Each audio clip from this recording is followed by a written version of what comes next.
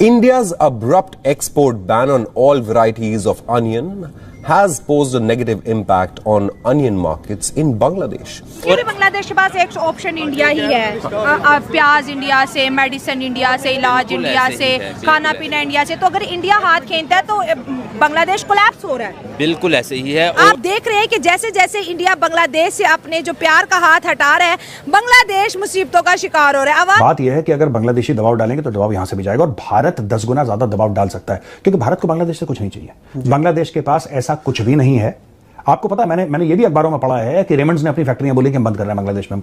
India Bangladesh की तरक्की के 95% जो हाथ है वो इंडिया का हाथ है। वहाँ पर जितने भी कंपनीज आप देखेंगे, एक्सपोर्ट सामान देखेंगे, आज इंडिया ने एक्सपोर्ट अपनी चीजें वहाँ पर बंद कर दी हैं। इलेक्ट्रिसिटी की जो सप्लाई थी वो भी इंडिया कर रहा था, अडानी कंपनी कर रही थी। तकरीबन 800 मिलियन डॉलर्स की बिजली के बिल के पैसे अभी बांग्लादेश ने इंडिया को देने हैं।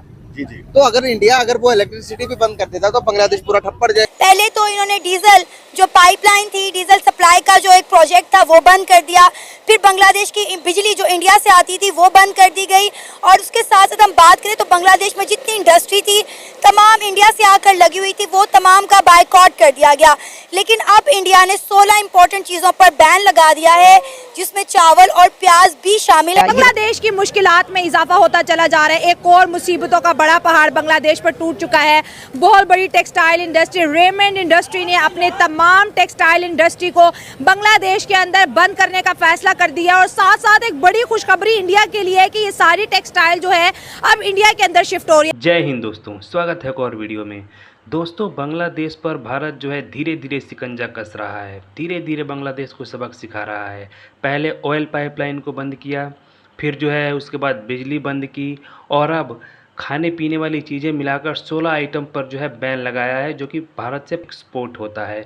तो धीरे धीरे जो है बांग्लादेशियों को जो है उनकी औकात समझ में आ जाएगी। इनकी हालत बिल्कुल पाकिस्तान के जैसे हो जाएगी, बल्कि पाकिस्तान से भी बदतर हो जाएगी। ये वही बांग्लादेश है जिसको जो हर साल भारत अपने बजट में से एक अच्छी खासी रकम निकाल के देता है बांग्लादेश को डेवलप करने के लिए, और यही बांग्लादेशी जो है हम लोगों को आंखें दिखाएंगे। तो ऐसा होगा क्या? बिल्कुल नहीं होगा। पहले वाली सरकार नहीं है कि कोई भी आंखें दिखाकर और निकल जाएगा। अब ऐसा बिल्कुल नहीं होगा। अगर बांग्लादेशी आंखें दिखाएंगे तो उनकी आंखें भी निकाली जाएंगी। तो चलिए वीडियो में बढ़ते हैं आगे और देखते हैं वीडियो को। कि बांग्लादेश को कंगला देश बनाने में इंडिया के साथ अब रूस भी मिल चुका है। 630 मिलियन डॉलर उन्होंने जो है बांग्लादेश को, जो रूस ने कर्ज दिया था, वो डिमांड कर लिया, क्योंकि इंडिया और रशिया की फ्रेंडशिप बहुत ज़्यादा स्ट्रॉन्ग है। एक तरफ इंडिया ने अपनी टेक्सटाइल इंडस्ट्री बांग्लादेश के अंदर बंद की, बिजली उनको वो जो फ्री और सस्ती देते थे वो कॉन्ट्रैक्ट कहीं ना कहीं ख़त्म होने जा रहे हैं। साथ साथ 16 आइटम्स जो है जो डेली कमोडिटी की है, इंडिया ने वो भी बैन कर दी। तो क्या कहेंगे कि बांग्लादेश में हुकूमत तो बदली लेकिन आवाम जो है वो सख्त मुश्किल का शिकार हो गई है। देखिए, किसी भी मुल्क हो, चाहे हमारा मुल्क है पाकिस्तान है, चाहे इंडिया है, कोई भी मुल्क है ना, जब तक आवाम ठीक नहीं होगी ना तो कुछ भी निज़ाम ठीक नहीं होगा। ठीक हो गया। अगर किसी मुल्क में थोड़ा बहुत मसला आ जाता है, अगर आ भी गया, तो ये तरीका तो नहीं था कि आप इतनी तोड़ फोड़ करो, इतने बंदे मार दो, अपने वज़ीर आज़म को निकाल दो। ठीक है, अब उसने पनाह दी है। आज इंडिया के एहसान भूल गए बंगाली। जब हमारे साथ जंग हो रही थी, हमसे अलहदा हुए थे, तो उन्होंने इंडिया भी नहीं उनको संभाला था।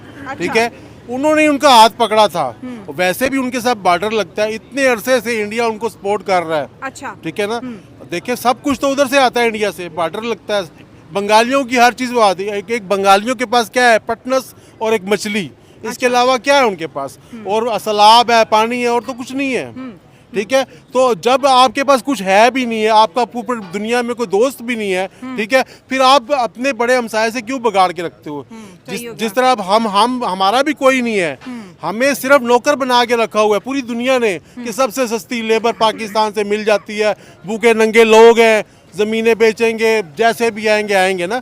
इसी तरह हमें भी पाकिस्तान को अपने हमसायों से बना के रखनी चाहिए थी, मगर हमने भी नहीं बनाई। और बंगालियों का भी अब जो हाल हो रहा है, अब उसकी आवाम की वजह से हो रहा है। अभी भी उनका मुंह उनसे ही लगना है। हाँ, इनसे पहले बात है, आप क्या कहेंगे ये जो बांग्लादेश और इंडिया के बीच जो क्राइसिस चल रहे हैं?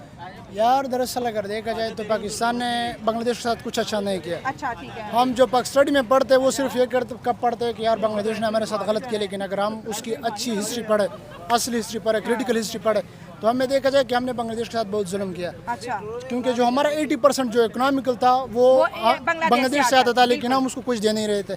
जब मुजीबुर रहमान वहाँ से पास हो गया तो हमने उसको गवर्नमेंट नहीं दी, हमने यहाँ पर अच्छा वो तो कर दिया। वो जब आज़ाद हो रहे थे तो हमने वहाँ पर इतने वो कर दी, जुल्म कर दी, लोगों को जख्मी कर दिया, लोगों ये औरतों के वो गलत काम उसके साथ कर दिया। 2 लाख वॉर बेबीज पैदा हुए हैं, 2 लाख नाजायज बच्चे। अच्छा, वो नहीं दिखाते कि जिन लोगों की पतलूनी उतारी गई थी वहाँ पर, वो क्यों नहीं दिखाते लोग?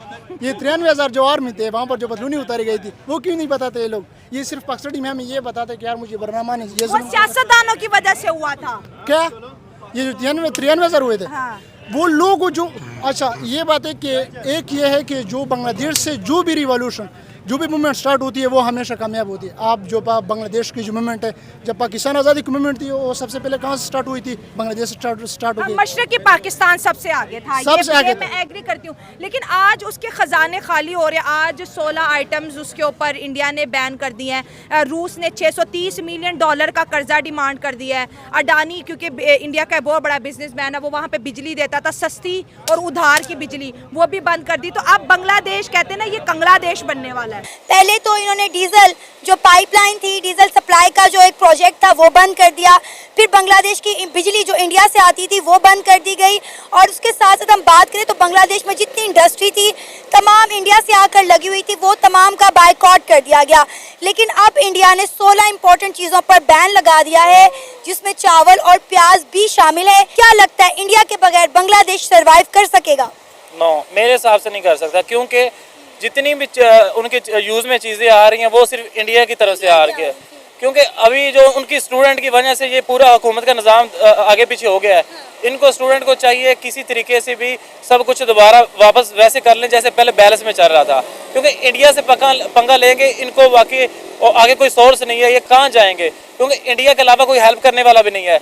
और ज़मीनी रास्ता भी इंडिया को जो लग रहा है, बांग्लादेश को लग रहा है, वो इंडिया ही गया है। मेरे हिसाब से इनको दोबारा वो कोई ना कोई सोर्स लगा के इनको सुलह कर लेनी चाहिए, क्योंकि अगर ये अपना जहाँ से इनके खाने पीने का निज़ाम, जहाँ इनकी ट्रांसपोर्ट का निज़ाम, डीजल, जितने भी सोर्स हैं ना इंडिया के, अगर वो ये ख़त्म कर देंगे ये जाएंगे कहाँ गए?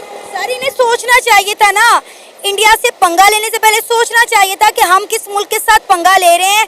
हमारी रोजी रोटी जिस मुल्क की वजह से चलती है। अब आप देखें, आपने बात की कि ज़मीनी रास्ता सिर्फ इंडिया के साथ लगता है और इंडिया के अलावा किसी और मुल्क के साथ ये जो है वो लेन देन भी नहीं कर रहे ना चीज़ों का। अब आप देखें, सारी खाने पीने की चीज़ें इंडिया से आती थी, हेल्थ का निज़ाम इनको इंडिया ने दिया हुआ था, बिजली तक इन्हें इंडिया दे रहा था। आपको पता है 80 करोड़ डॉलर पे इनका जो है बिजली का बिल जमा हुआ पड़ा है। ऐसे ही है, तो ऊपर से अभी वो पुराना बिल तो पे नहीं हो रहा, ऊपर से इन्होंने नया पंगा ले लिया है।